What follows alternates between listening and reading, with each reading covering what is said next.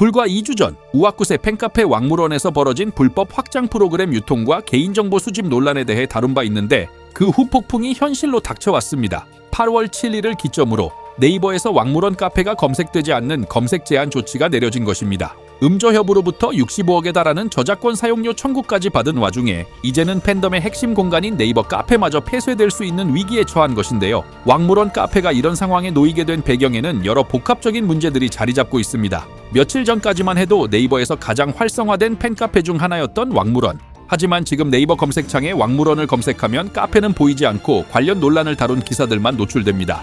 이는 네이버가 왕물원 카페에 공식적인 경고 조치를 내렸기 때문입니다. 디스인사이드의 한 유저가 왕물원 카페의 소스 코드를 분석한 결과 배드그레이드라는 값이 3으로 설정되어 있는 것이 확인되었습니다. 네이버가 공식적으로 밝힌 바는 없지만 과거 사례들을 통해 유추해보면 배드그레이드는 카페의 제재 단계를 나타내는 코드로 보입니다. 1은 단순 경고, 2는 일부 게시판 글쓰기 금지, 그리고 3은 바로 지금의 왕물원처럼 카페의 메인 노출과 검색이 제한되는 단계입니다. 그리고 4단계는 카페 폐쇄 절차의 시작을 의미합니다.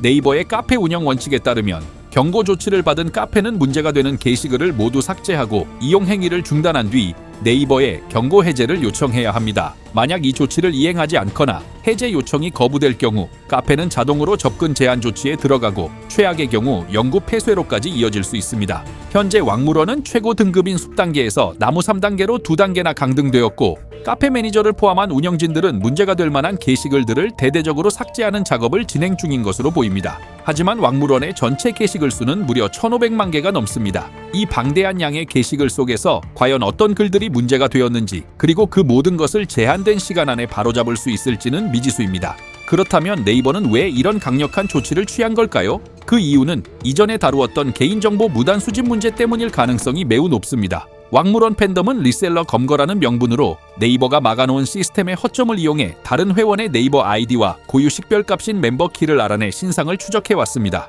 심지어 이렇게 알아낸 정보를 이용해 전화번호, 실명, 생년월일 등 더 민감한 개인정보까지 찾아냈다는 주장도 제기되었죠. 이러한 행위는 네이버 카페 전역에서 사용자의 신원을 고유하게 식별할 수 있는 멤버키 시스템의 취약점을 악용한 것입니다.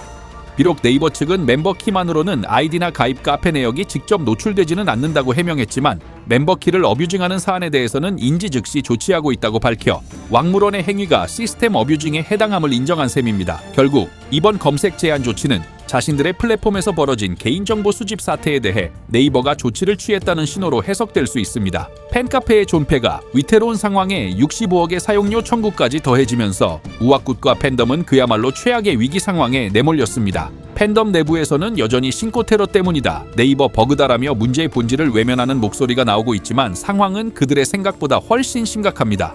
현재 왕물원에 접속하기 위해서는 네이버 검색을 통하지 않고 주소를 직접 입력하거나 나무위키 같은 외부 사이트를 경유해야만 하는데 이는 신규 팬들의 유입을 막고 기존 팬들의 이탈을 가속화시키는 장벽으로 작용하며 실제로 개인정보 수집 논란 이후 왕물원의 회원 수는 단 하루 만에 8,000명 이상이 감소하기도 했습니다. 결국 그동안 외면하고 묵인해왔던 모든 문제들이 이제는 카페 검색 제한과 65억이라는 구체적인 문제 상황이 되어 돌아온 것입니다.